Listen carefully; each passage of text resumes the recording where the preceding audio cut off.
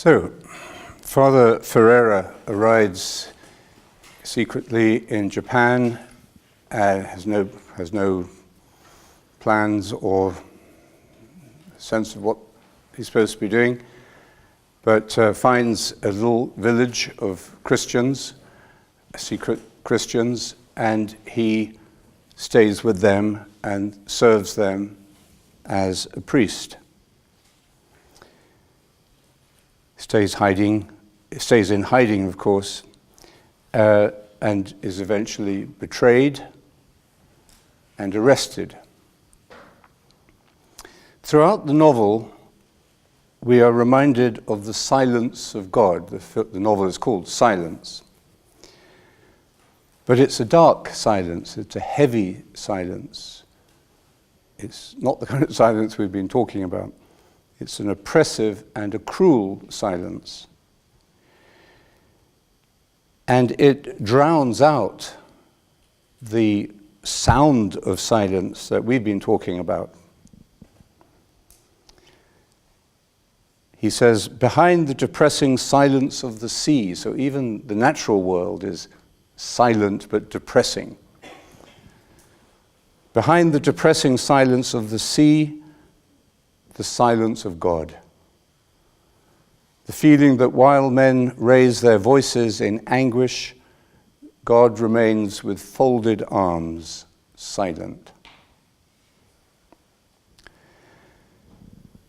The people, the peasants who have remained true to their faith, like the priest, keep themselves going with prayer, or a certain part of the spectrum of prayer. And the prayer that they pray, the kind of prayer they focus on, is either the sacramental prayer, the Mass, when there's a priest there, and Father Rodriguez is very happy that he can give them this. It's good for him to feel that. And or just prayers. We multiplied our prayers to heaven that the people who'd been arrested might be restored to us in safety. We multiplied our prayers to heaven. So they're very prayerful, but they're prayerful in a certain part of the spectrum of prayer. They cling to hope that there is some hope in the meaning of their suffering. I do not believe that God has given us this trial to no purpose, he says. I know the day will come when we will clearly understand why this persecution, with all its suffering, has been bestowed on us. Because everything that our Lord does is for our good. So the suffering, the persecution is hard to take and hard to understand, but it is given. It is not just allowed, but it's given by God. And one day we will understand why. But not surprisingly, this attitude is rather hard to sustain. Why has our Lord imposed this torture and persecution on poor Japanese peasants, he asks.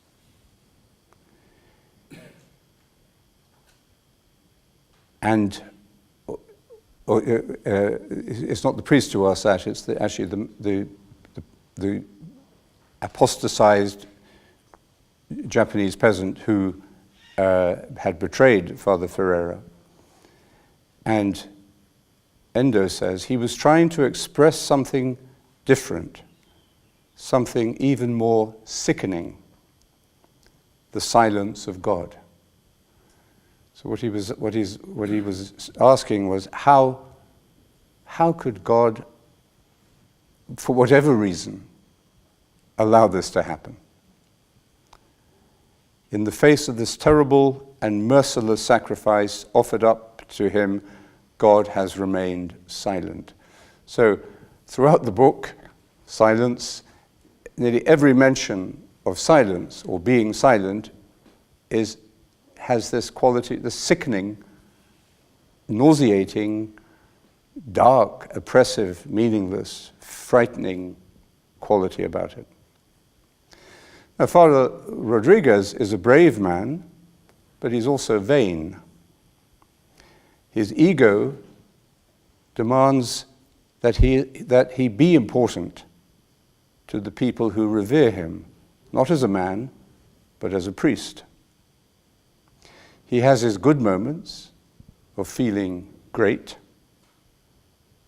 Today he had done well, he reflected, and he glowed with pride like a child.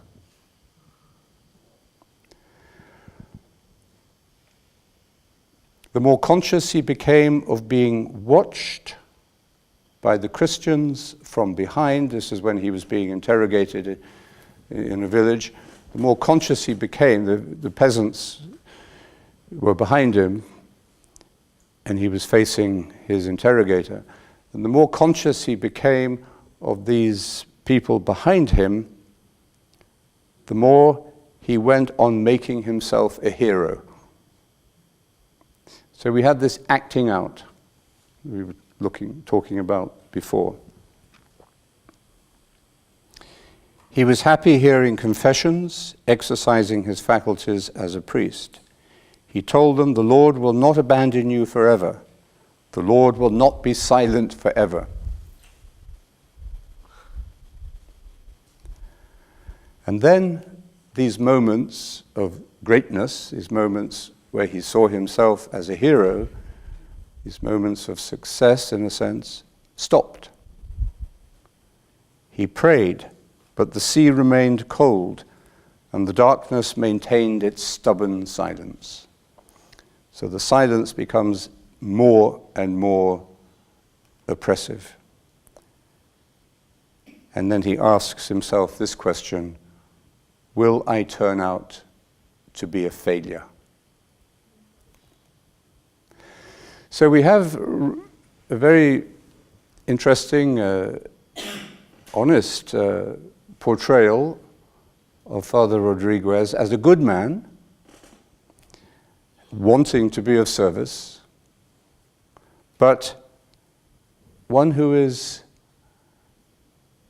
also acting a role, hasn't, we might say, not yet become himself, defining himself by the way he is seen by others. And ultimately, this isn't enough. A life lived in this way will eventually be exhausted of all meaning. And meaning is essential, as we saw, for enduring the hardships of life and growing. So we have this illustration of the human personality, and we also have a God who is sickeningly silent, who we may believe and hope and tell others, one day you will understand, one day God will break his silence. But this is increasingly untenable, unsustainable.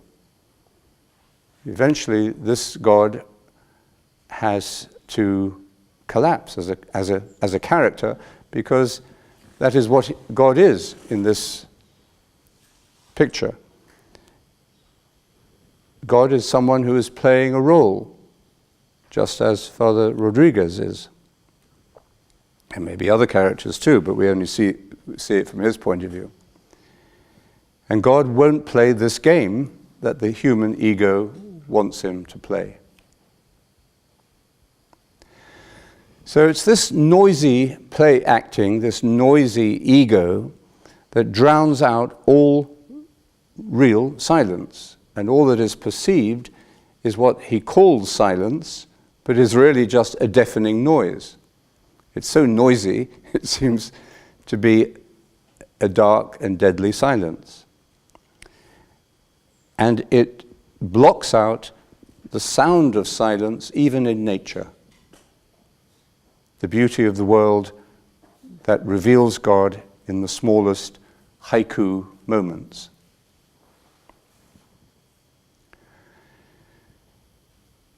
So we'll look at the end of Father Rodriguez's story when I finish the novel tomorrow. But I'm almost there. But I don't think what I've said so far, from what I remember my earlier reading of it, it's not going to be so different. But how different is another character, a real character, who has left a record of her journey over a short period of time, 2 years really, during which she wrote journals and letters. Etty Hillesum, who died in 1943 in Auschwitz. She was a young Jewish woman, like many, well, not so many, but like a number of amazing spiritual characters or figures or teachers during the war, people like Dietrich Bonhoeffer and Simone Weil. She also died before she was 40. So she was a Jewish, not particularly religious Jewish intellectual, brought up in Amsterdam, a bit depressive and a bit self-fixated. But when had a powerful, sort of liberating relationship with her therapist. And when the Nazis arrived and started to round up the Jews, she volunteered to work for the Jewish Council.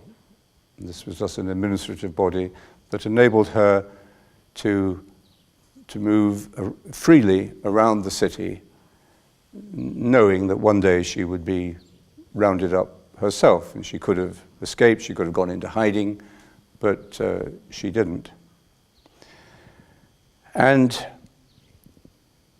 she was then eventually caught and put into the holding camp at Westerbrück, and then sent off to Auschwitz. And the last bit of writing she left, she wrote on a postcard and threw out of a window of the train on the way to the camp. But those 2 years were years of amazing awakening for her and expansion. She says those 2 months behind barbed wire in the holding camp have been the 2 richest and most intense months of my life, in which my highest values were confirmed.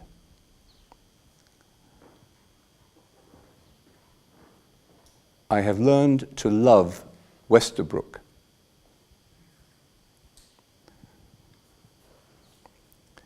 She discovered God within, not having believed in God, not wanting to use the word God for a long time, but she discovered the reality and eventually gave it the conventional name God.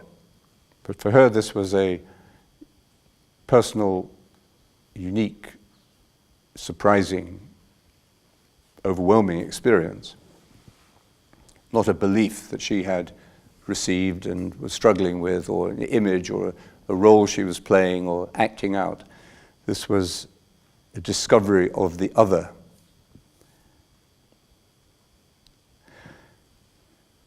She says, alas, speaking to God, and she writes in her journal, there doesn't seem much you yourself can do about our circumstances, about our lives. Neither do I hold you responsible. You cannot help us, but we must help you and defend your dwelling place in us to the last. So obviously a very different way of understanding and describing the human relationship with God compared with Father Rodriguez. She's not blaming God, and she's not asking God to do anything. She even says, you can't. It is our part of the relationship to help God and to defend God's dwelling place in us. So rather than looking at the terrible darkness around her as a way of, as a kind of charge or what's the word? A charge against God, as a God has failed and so on, or a test of God's existence, she expands her vision. It's a mystical vision of reality, but it's a mystical vision totally grounded in real life. So she says there is good and bad in everything.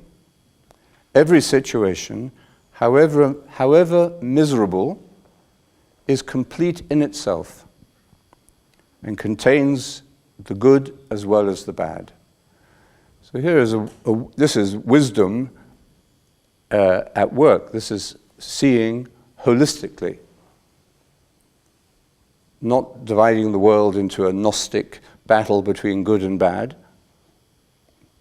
but recognizing the wholeness of reality as we, at this moment, can experience it or understand it. So even in the worst moments, I mean, this is what's happening.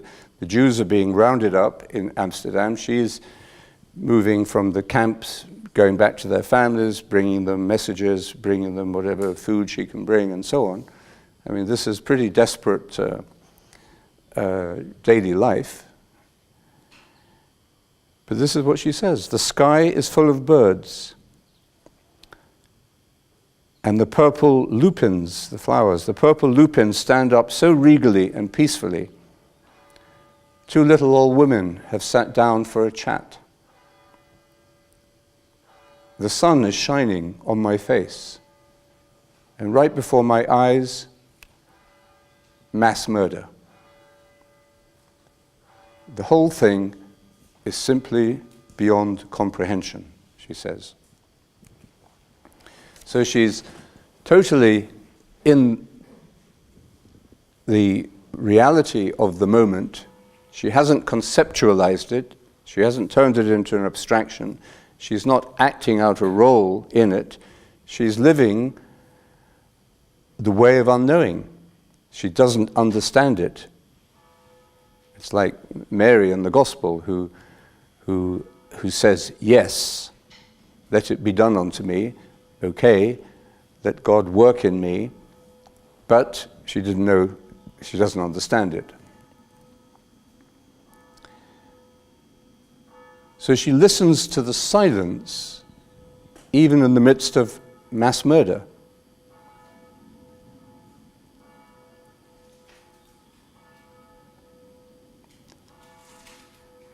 Her sorrow, she says, passed through her life. Her sorrow passed through her like life itself, like a broad eternal stream. And that stream of life isn't being judged. I mean, she clearly sees the evil that is being done around her, but she sees it, as we would say, non-judgmentally.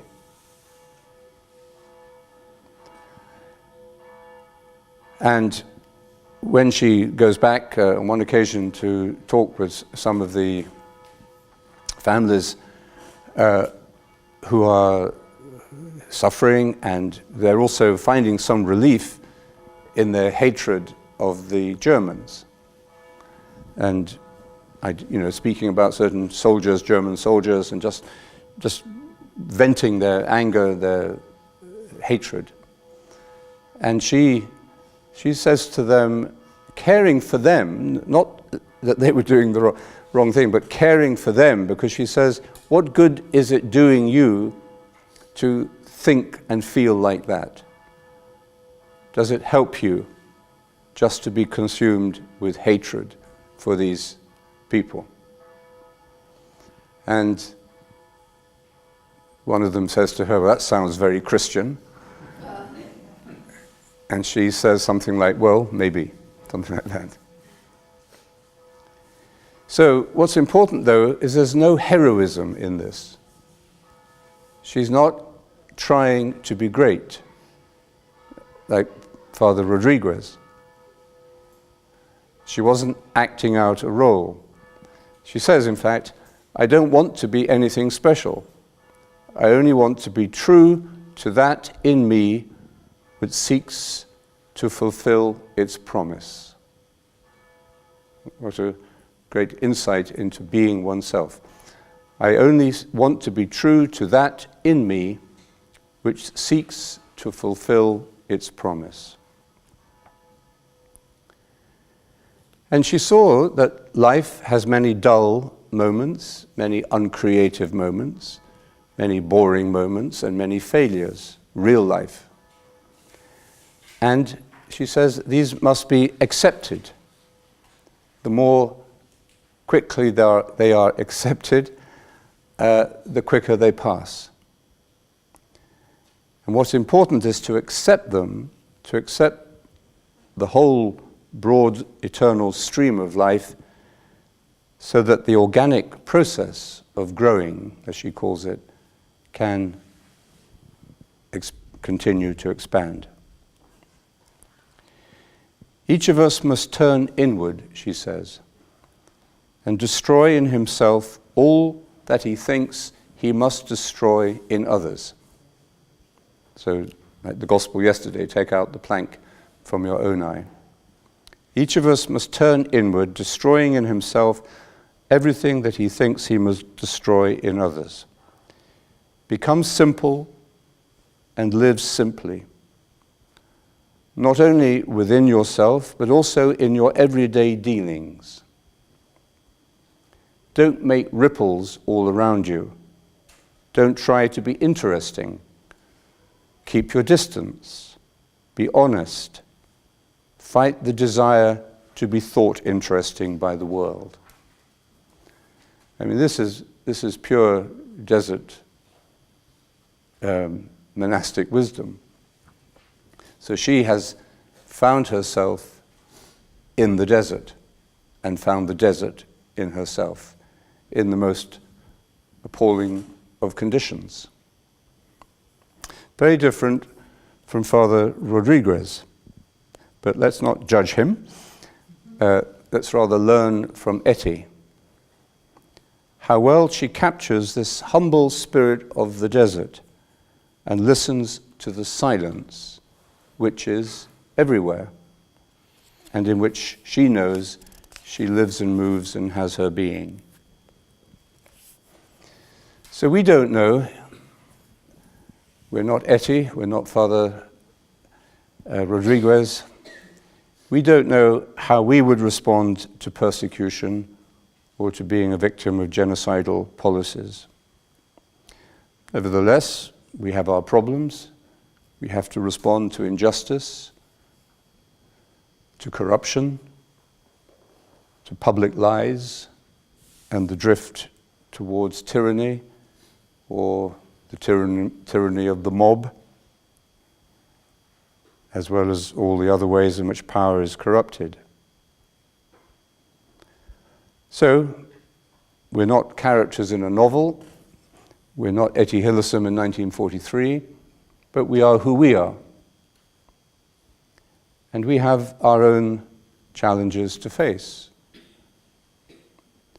Our daily meditation should help to awaken what was awakened under extreme conditions for Etty, to be ourselves, turned outwards. By turning inwards, she turned outwards, towards others and to the truth, and found the truth in herself by finding it in others. And in that dynamic, she spun out of the orbit of her ego.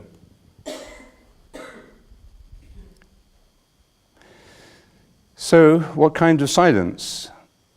How do we experience it? As dark and sickening, as not giving us the answers that we want or the reassurance about our fantasies that we want? Or do we see it as creative and peaceful, even in the most difficult circumstances? We'll just end with this passage from Etty's journals. She's talking about the way she discovered prayer, and she discovered prayer as, I don't know,